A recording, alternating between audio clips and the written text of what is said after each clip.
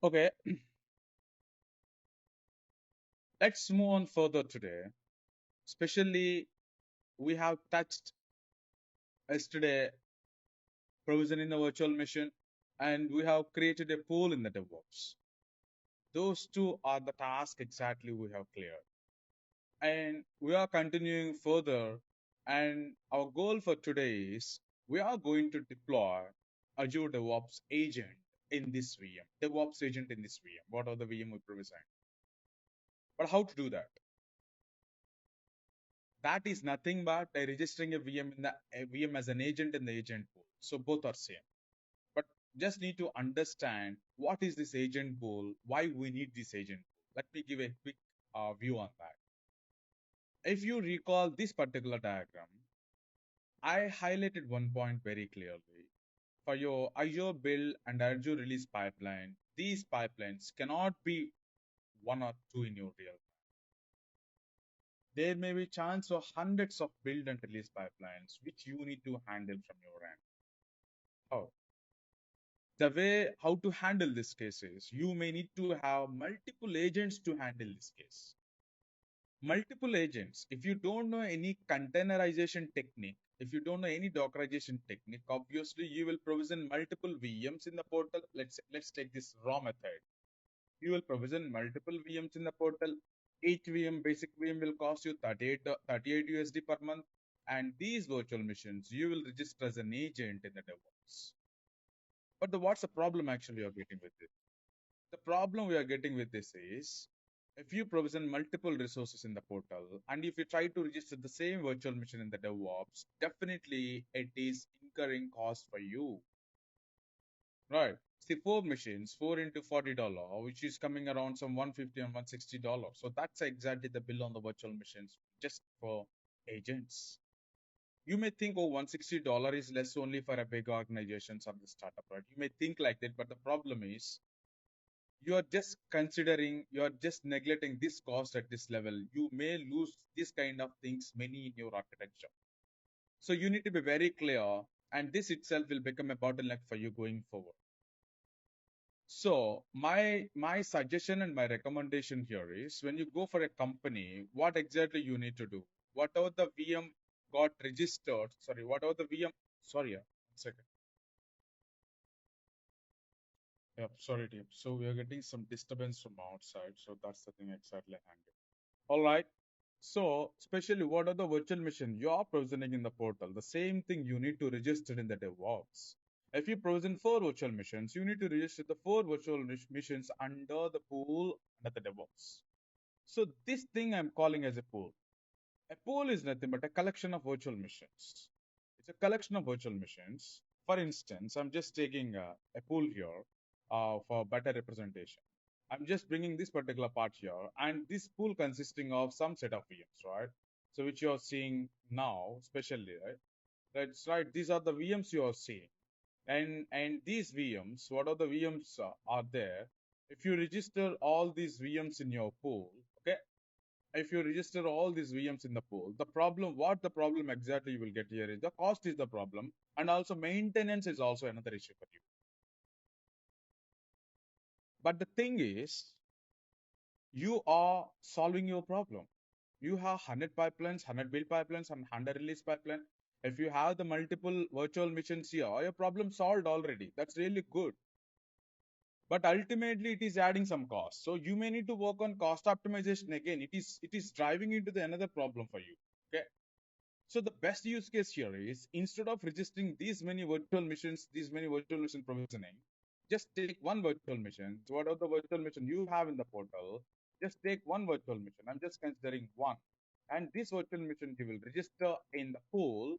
Your pool has only one virtual machine.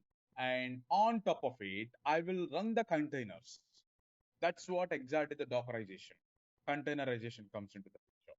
So in that way, we need to behave in real time. So in single virtual machine, you can run n number of containers. Okay, each container is an agent now. Each container is an agent.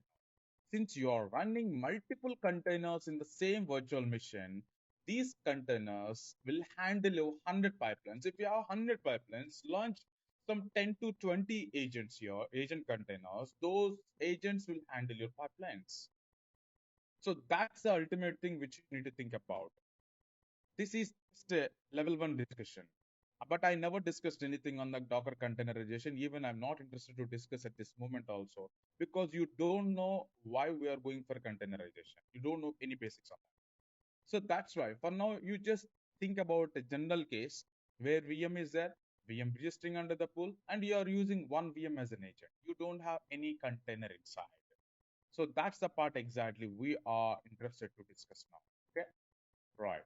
So now how to handle this case? Now, when you are seeing, we already have a virtual machine, which you know that already. I'm just going here, especially when you go for the virtual missions. I'm just going here. Just go there and just start your virtual mission, which is ADO 300. Okay, just start this way.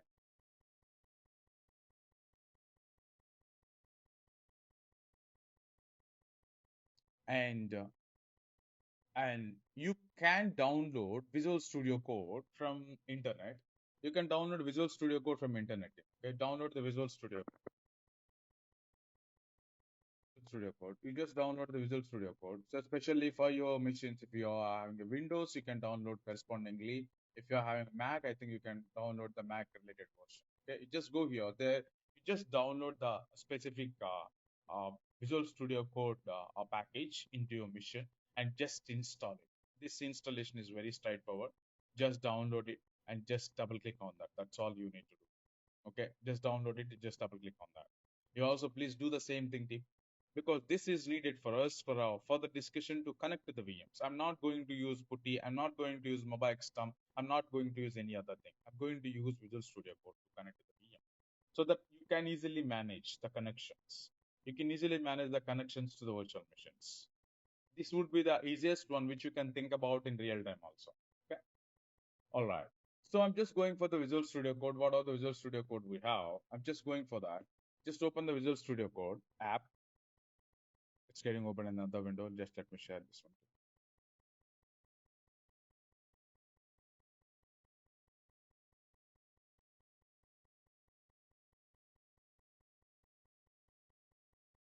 All right.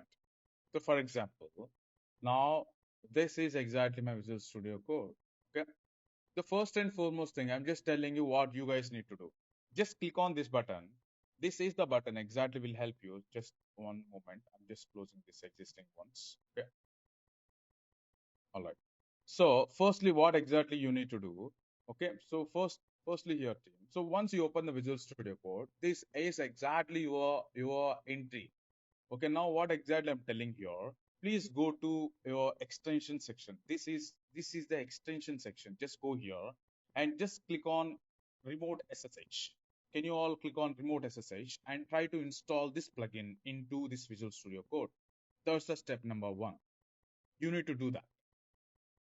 Once you install remote-SSH, okay, remote-SSH is the one which you need to install in this Visual Studio Code. Why we need this one?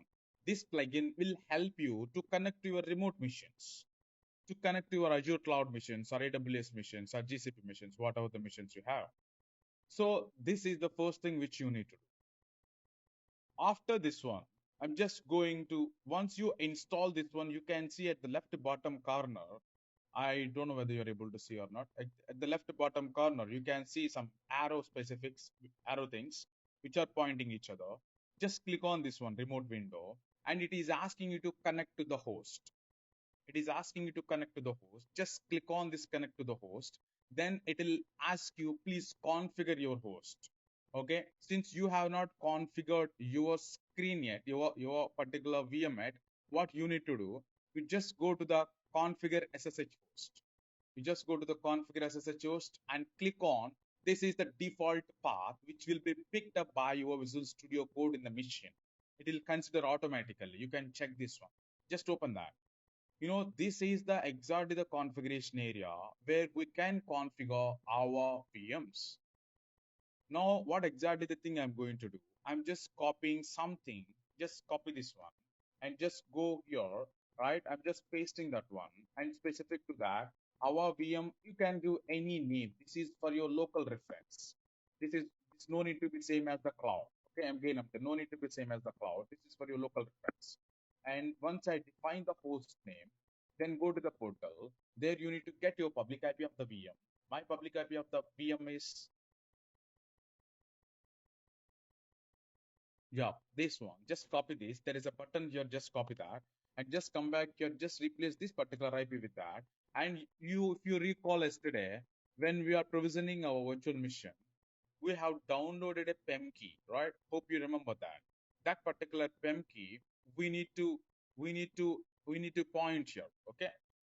So now you just come here, especially I'm just filling that one. I just put that one on the desktop there and ADO. I'm just trying to get that one. Okay. I believe, let me double check whether it is there or not. Okay. Yes, I believe I'm just showing my desktop also for you so that your understanding would be good. Okay. So this is what exactly here is my key exactly we placed yesterday. Okay. I'm just getting that particular name and you just come here. I'm just giving that name, just them, that's all. And your user is Azure user and the port is 22. Correct. That's exactly the thing which you are intending to correct. Once you fill these details, these are the 4 details only you just need to fill. Okay. Once you fill these details, now what we need to do, I'm just pasting this connection in your chart. Okay. You can take a look. Okay. And you can sort out the same thing. Okay. So similarly.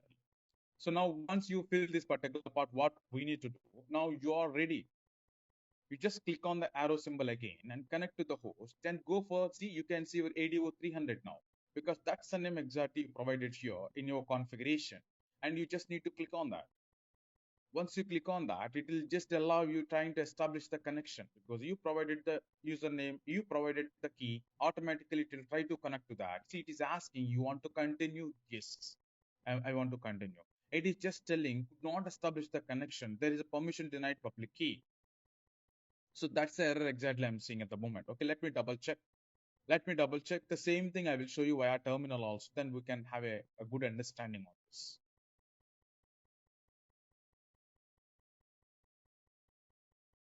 Okay, so now what exactly we need to do here? I believe, let me try one more time. I'm just trying one more time here, team. I just want to see the error, what exactly the error it is just throwing for us. Okay, I think it is still giving the same issue for me. Okay, I'm just closing this remote. Okay, let me do one small activity now. Let me try to connect to the VM by using my terminal. You can also use your terminal. I will test this connection first, okay? Whether each and everything is in place or not. Okay. So to test that one, what I need to do, I will tell.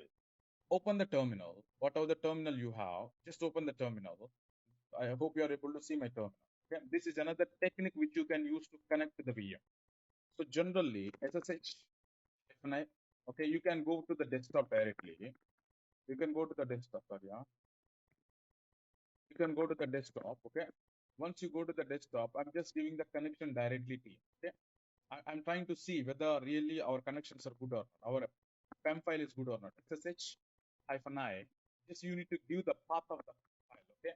ADO-300 underscore key.pem. Just give the name and tab it. Automatically it will come. Okay. Automatically it will come. So then you need to give your username, Azure user at the rate. You need to give a public IP. My public IP is this one, right? This one. See, you know one thing, these two connections are same. So whatever you place the command here and whatever you placed here, both are same. Both are equivalent each other. Okay. Now, once you are here, I'm just trying to establish the connection. Okay. So it is telling you your file, what are the PEM file has permissions completely open. That's not so secure. So what exactly they are recommending? It is not required for others to access your PEM file if you have open permission. They are just telling you control the permission. For control the permission, I'm just keeping sage mode 600 on the file. So then your permissions will be closed for the public. But at the moment, you just understand what exactly, just remember the command. I will explain these things when I'm just touch basing on that shell scripting. Okay, these parts. Fine. So I just give ch mode 600 on the PEM. Now let me try one more time. If you try, now I will definitely see you are in the VM already.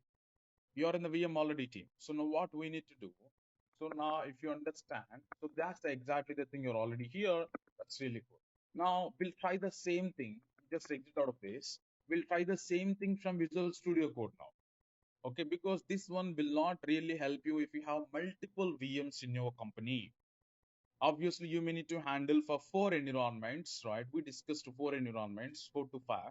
You may have some four to five VMs. So you should have a proper UI to handle all these VMs, right? Otherwise, it will be little difficult for you. Okay. That's why this studio code will definitely help you. Just connect to the host. I'm trying for ADO 300 this time. I'm just going further. Let's see how this behaves this time. Yeah, it is setting up the connection. Just wait for a moment. Okay. Then automatically it will just, yeah, it's established the connection.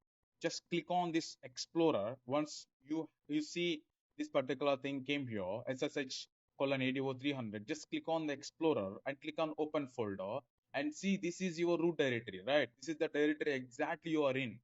That's the thing exactly I showed here, right? See, that's exactly the thing. So you just come here, just click on OK. So now, you are in the VM now. You are in the VM now. So that's what exactly it is trying to go to that particular territory. So once you are there, you can see the complete UI visualization for your VM. See, this is what exactly the default directories, each and everything will be there on the VM.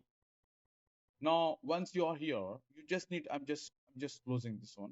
Then go and click on the terminal, take a new terminal. Okay. So that's the part exactly we did so far. Now, this terminal and this terminal both are same. But the advantage here is you can have a file visualization also here. If you're doing something, you can understand. For example, if you make directory, I'm just creating a directory called test. See, you can see the directory test here. Such kind of visualization is here. This one really will help you if you want to edit some file. For example, I'm just creating one test.txt. For example, sorry, I just created one particular file. So vi test.txt and just use dummy information. Escape colon WQ exclamation. So what you did, you created a file by using vi editor. You created a file. You have written some content to this file. If you click on this one, you can see that information.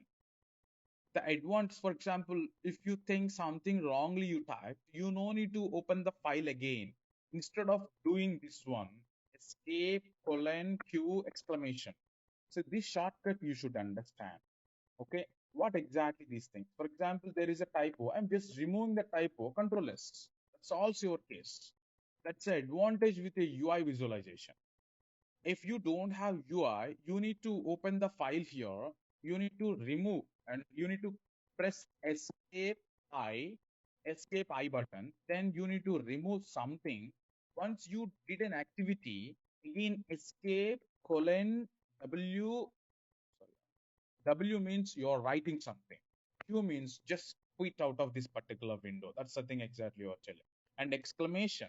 Then hit enter. See, and if you don't use W, it will not be saved. Whatever the content you're writing to that file will not be saved. That's the only difference. So opening the file is just vi test.txt. If you want to type some, I'm just doing one more time. Okay,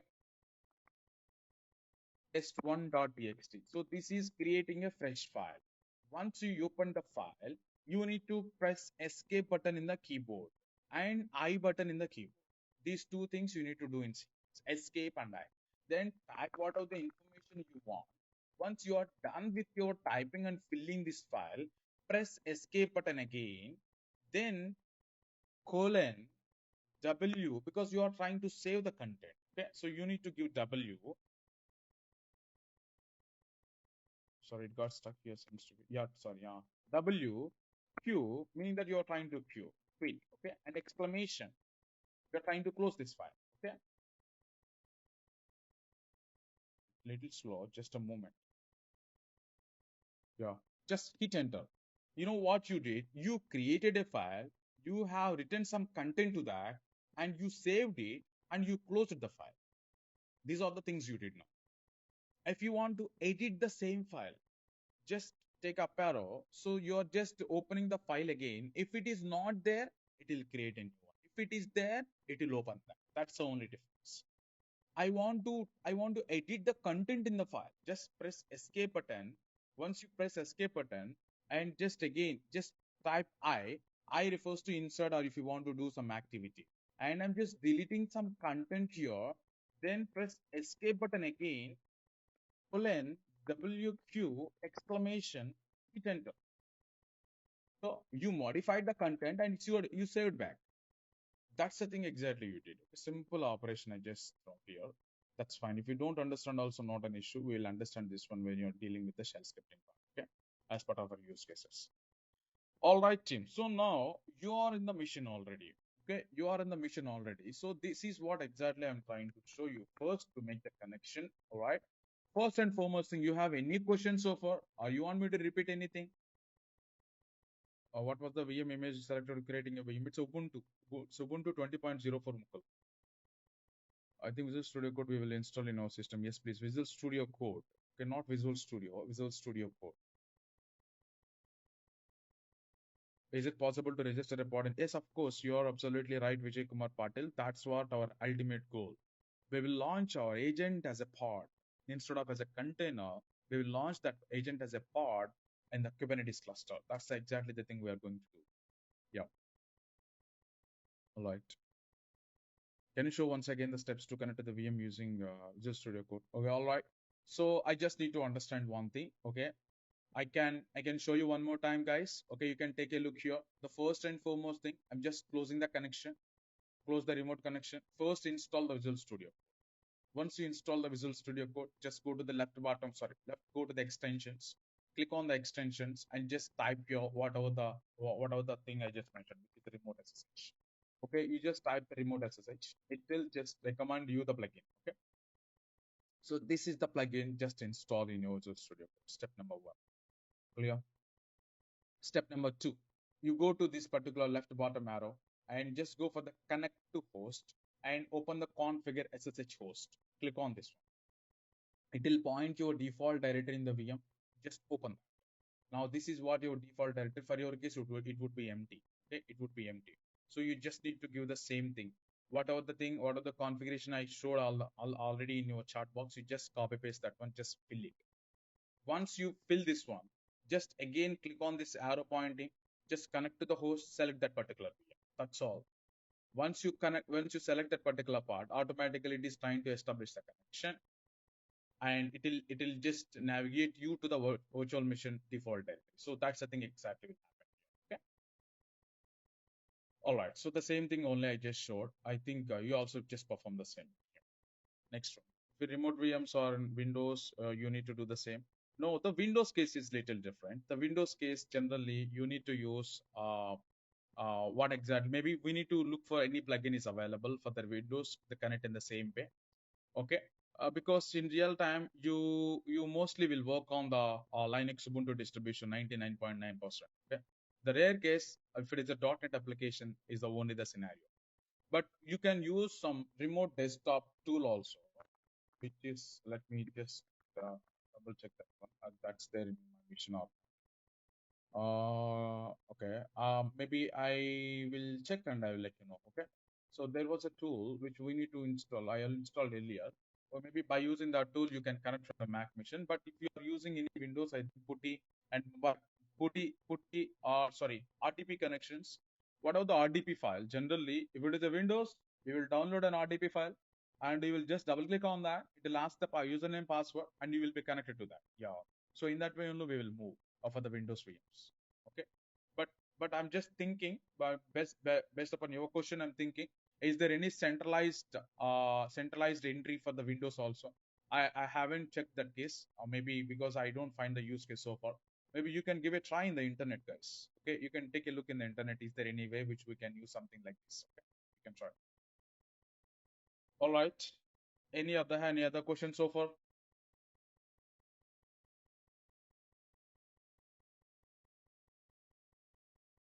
All right. Yeah. Dinesh, can I ask a small question, please? Sorry, Sakti. What did you say? I see that most of the VMs are something that what we use. It's a Microsoft shop, and we use most of the like that Windows servers. Okay, so in You that are case, using when we are Windows. moving, Okay. yeah, yeah. Yeah. Okay. So in that case, when we are moving to Kubernetes or something, then also we need to go for this kind of scripting or something like that. See, okay, you raise two different questions, Sekti. Okay. The first thing is you're telling you are using Windows machines. Okay. See what I'm showing here. I'm showing connect to the remote virtual machines, not to the cluster. Okay. I'm not showing anything to connect to the remote cluster Kubernetes clusters. I'm just showing you how to connect to the remote Linux distribution systems. You can consider that one. And the second thing you raised, if your Kubernetes cluster is using Windows VMs, the specially you are using a client called kubectl to interact with the Kubernetes cluster. Undoubtedly, you can apply that one from here. Whatever the virtual machines you try to establish a connection from VM to the Kubernetes cluster. But there is no relation for the Windows VM, especially you're talking about. We can connect a Windows VM specially from here to the cluster means that's what exactly I just raised. That thing, I don't think so from here. We need to see the central point of entry for the Windows. Okay. Because it's a good call. Maybe just explore in the internet articles and just let me know if you find something. Maybe we'll try to simulate. Okay. Sure. Yeah, sure. Thanks. All right, team. So I believe we're good so far. I'm just proceeding further. Okay. Just go to the desktop. Sorry, just go to the DevOps. Okay. If you recall, yesterday we have created one pool. Correct. I'm just going for the pool. Go to the product settings. So there go you go for the agent pool. Under the agent pool, you have registered a pool. This is the pool exactly you registered. But I don't see any agent under this. Any agent. I don't see any agent. Just click on the agent. When you click on the new agent, it is just telling you some technique. Hey, if your mission is a Windows, follow these instructions. If your mission is a Mac, follow these instructions. If your mission is a Linux, follow these instructions. That's all. Simple thing. Okay. So they are already ready made. Okay. Now what you need to do, just copy this one. I'm just executing the commands, whatever is here already. Okay. Just copy this. Everyone needs to do this one. You needs to consider this one as a today's homework. You need to do this one at your home. Okay. Because this is your first activity as a DevOps engineer, especially if you are being deployed as a Azure cloud. Okay. These things you should understand first. Just copy this. Sorry. You click on download. No need to download. Just copy this particular link, whatever the link you have, and just go to your Visual Studio Code and just give the command WGET and just give that particular tar file. Okay, just zip format. It will download the particular zip format. See, this is being downloaded. Everything you can notice on the UI. Okay, that's an interesting one here. Once you are done with that, now you need to create a new folder and CD to that folder. Now, what you are doing here, make directory my agent, CD to that agent. So now if you see, you are in the my agent directory. That's really cool. So now once you are done, now what exactly we are doing? They are telling, please unzip the downloaded content. That's what exactly they are telling. You need to be a little smart here. I'll show that. If you apply the command directly, something like that, you will have these kind of errors. Please understand. Definitely you will get this one. Okay. Like again, I'm just telling you the issue, what you are going to get. Don't directly apply this command. What is the problem with this one? It is just telling, hey, I don't find any file or directory to just unzip this one. Oh, then what should we do? So the case here is, especially you are trying to unzip. See, the downloaded content version is same. See, 3.232.3 only, 3.233.3 only. That's correct only, but the path you mentioned is wrong. Especially if you download offline, it will be there in the downloads. But we are downloading in the Ubuntu machine itself. So remove this download. There is no download folder in the Ubuntu, right? Just remove that. Just give the tilde symbol. Automatically, it will go there and search where our this particular zip file exists. Just press enter. It is just extracting the contents. Now, if you once it got extracted, now if you open your my agent folder, see these are all the things got extracted out of this particular zip content. This particular file been extracted to these kind of folders and the files. So that's the point exactly you should understand. Okay. You unzip this content into this folder. That's the thing exactly we did. Once that is done, I'm just going further. And there they're telling, hey, just run this command, dot slash config.sh. That's just run it. Once you run it, hey, it is telling, hey, you are trying to interact with Azure pipelines, which is Azure Cloud. Now, first and foremost, enter the accept the terms and conditions. Please, as just go ahead. It is asking server URL. Open this browser, and especially to have this server URL team. I'm just going here, and the left top corner, click on this DevOps icon. Okay, whatever the logo you're seeing, just click on this one and copy that URL, whatever comes on the screen for you, on the URL location. Copy that and just go back here, just paste that one here. Okay, that's the server URL you pasted. Just press enter. It is asking enter authentication tag. Press enter for PAT. PAT refers to personal access token. Okay, as we were going with the PAT token, just press enter. Okay, fine. It is asking token now. To get the token, just go to the DevOps screen again. Just click on this one. Sorry, click on this particular setting symbol. This is what user settings. Click on this one. There you can go for the personal access token. When you click on the personal access token, you can raise a token here. Okay, that's what exactly I'm just mentioning. Token ADO 300. I'm just creating one token for you to connect to authenticate your DevOps server. I'm just giving the full access for this token, and you can give this particular thing 30 days is also enough. And for this organization is correct, right? And just create. Now it generated a token for you. Remember, you need to save this one token at this moment. Later you cannot retrieve this. Okay, copy that and just go back here and just paste it. Okay, I'm just for now I'm just saving here as well. Okay, so once you are here, just enter.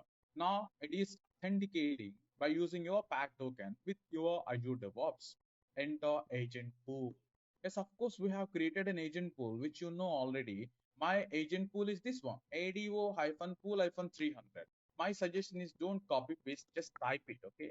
Hyphen pool 300. If you copy paste, sometimes it will consider the control C, automatically your command will be cancelled, okay? So that thing I noticed, just type that pool name just here, okay? ADO-pool 300. Press enter. It is asking, hey, you want to register.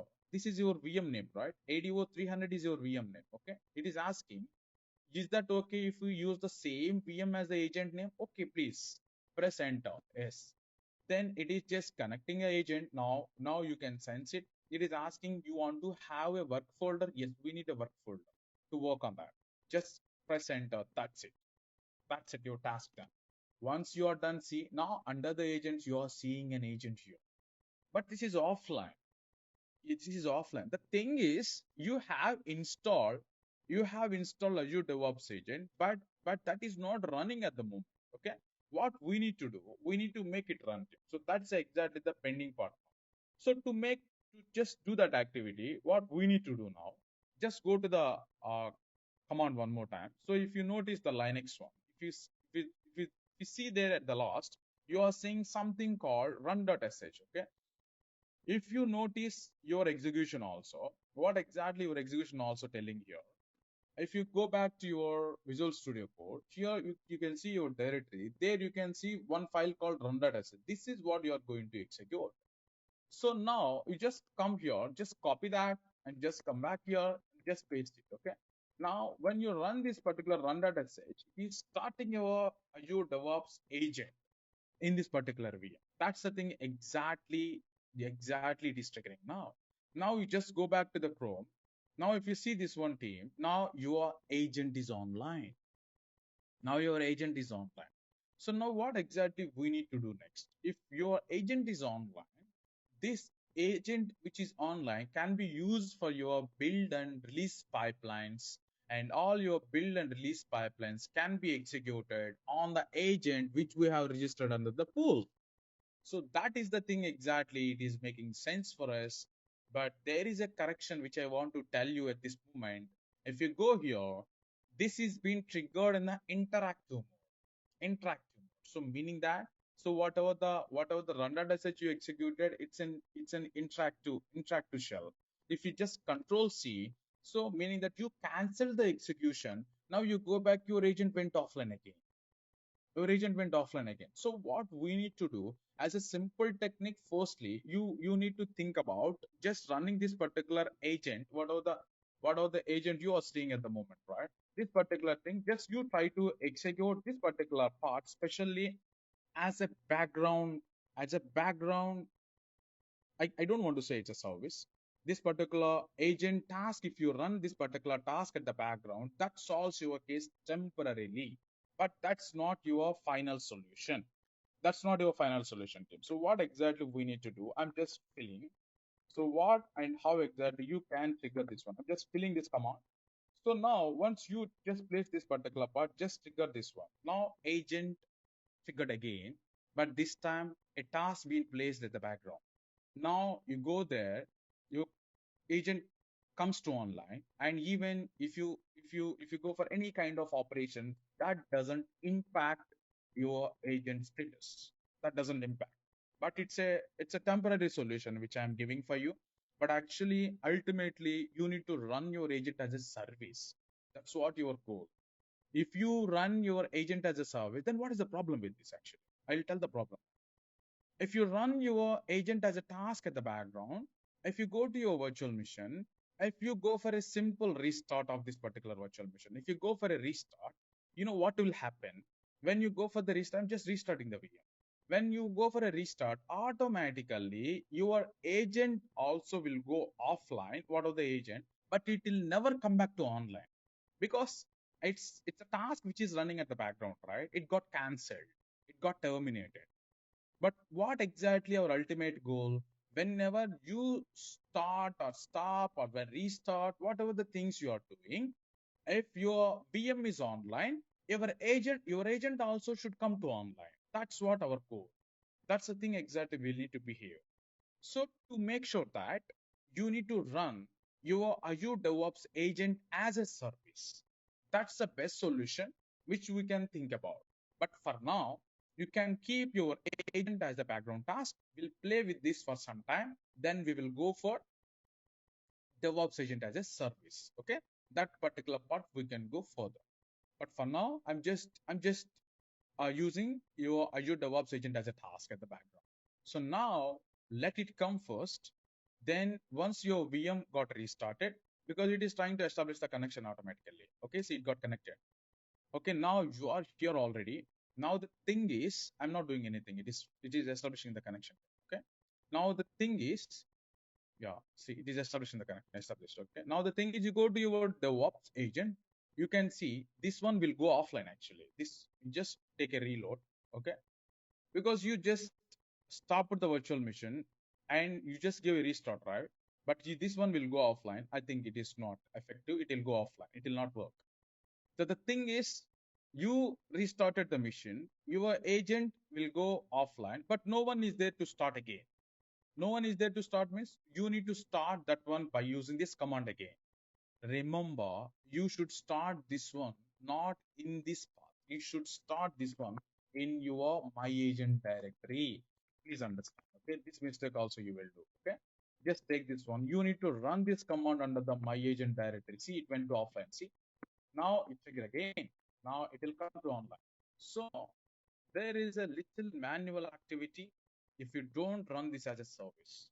When your VM restart, you also need to submit a command. If you're running this one as a service, a VM restart, automatically service also restart. Simple. All right, Jim. Any questions so far?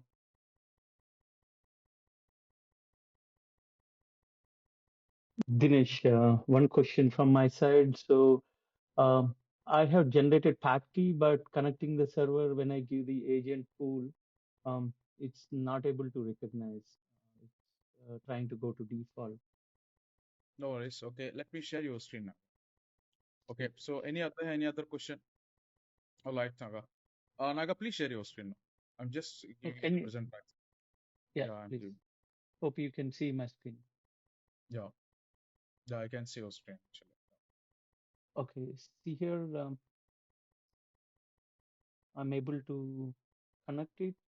URL, as you mentioned, I have copied from here Hmm.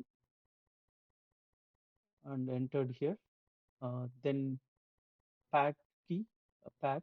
So I went to projects. Somewhere I went there. Yeah, Here settings. You'll go for the settings. settings, red bar. Yeah.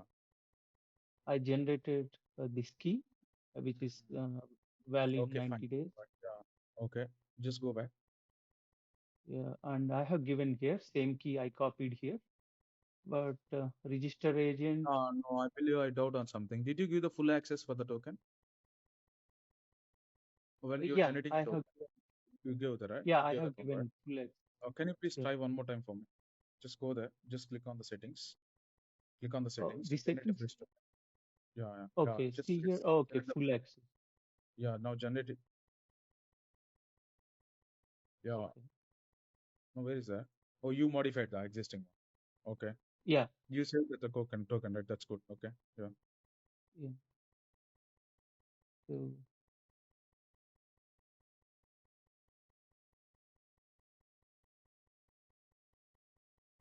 Yeah. Now, what exactly you need to do? Just restart the process. Just run the run.sh. Sorry, config.sh one more time. config.sh one more time. Okay, One more time. Config.sh you triggered, right? Just trigger that one more time. Under the my sure. agent folder, you are in the my agent folder, right? Yeah, Yes, correct. Yeah, just trigger config.sh. Now it will ask you the terms and conditions, accept the terms and conditions. Okay, and server URL, just give the organization URL here. The what are the organization URL you have? Yeah, just give that.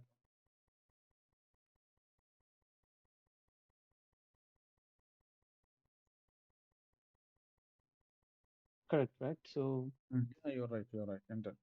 Yeah, now press enter. Yeah, now give the token. Whatever you generated. okay, one second. Here. I think you saved. You saved on the screen. Seems to be. Right? Yeah, I saved. Let me. Yeah, you're right. I saved there. Yeah, there.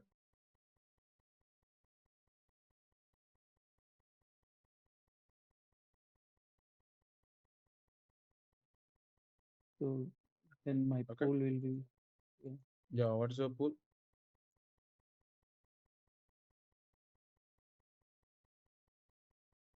this is my pool.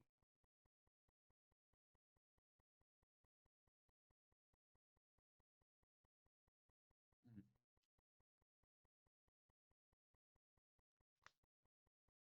Yeah, perfect. It is working fine. Cool, right. Yeah. All right, team. Fine. Yeah, Because thank you. okay. No worries. Yeah, it's good. Okay. So Visualpath team, can you please give me the access? Hello. Hello. Hello. Hello. Do you have any access to share with me, Naga, at the moment? Yeah, Yeah. I'm trying that one.